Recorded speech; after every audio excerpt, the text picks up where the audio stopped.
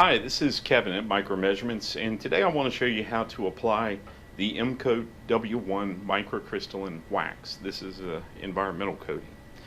And in order to maintain the stability of strain measurements, the strain gauge must have some type of coating that's going to isolate it from the environment. Well, one of the first coatings that was ever used with a strain gauge was beeswax. A modern and better version of that coating is called microcrystalline wax, and our product is called MCoat W-1. So let me show you how to apply this. I've got a hot plate set up here. This W1 wax is supplied in tins that you can see here. I've already got it melted. The strain gauge is bonded to a example here that I'll use. Now, to prepare this, I've got a ribbon cable here, and this ribbon cable, if I don't separate the ends, it's going to provide some capillaries. It's going to allow moisture or anything in the environment to wick right down to the strain gauge. So what I would do is I would cut between the strands of this ribbon cable and then separate it out slightly.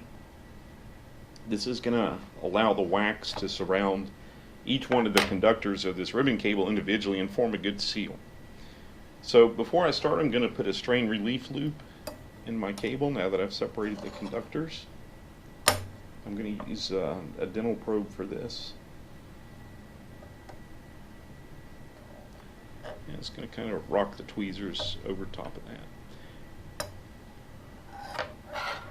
Okay, now to contain the flow of the coating, I can use the PDT-1 drafting tape to frame an area where I want the coating to go and protect where I don't want the coating to go.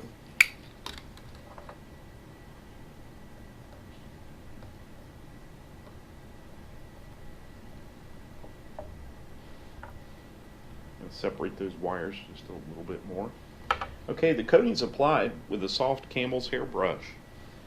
And before I put that on, though, it's a good idea to warm the surface. You should warm this to about at least 100 degrees Fahrenheit. So I'm going to use a heat gun here and just warm the surface. This will help the coating to flow and form a better seal.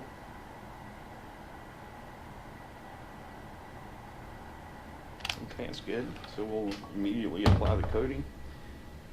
This is done by saturating the brush in the molten wax and then just quickly brushing it on before it has a chance to solidify. And you'll do this in several coats. I'm going to work it around the wires. Make sure the coating goes around, over, and under the wires.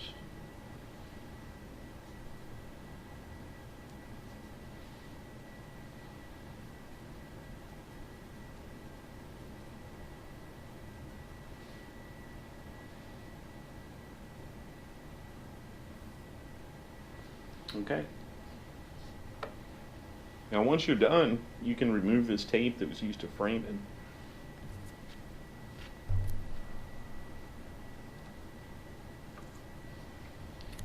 And then we can anchor our wires down to make sure that the wires don't move in that wax, because once the wax is applied, you want to make sure that the wires are secured and cannot move. And that's how you do it. So some strengths of this particular coating. Let me give you a close-up here.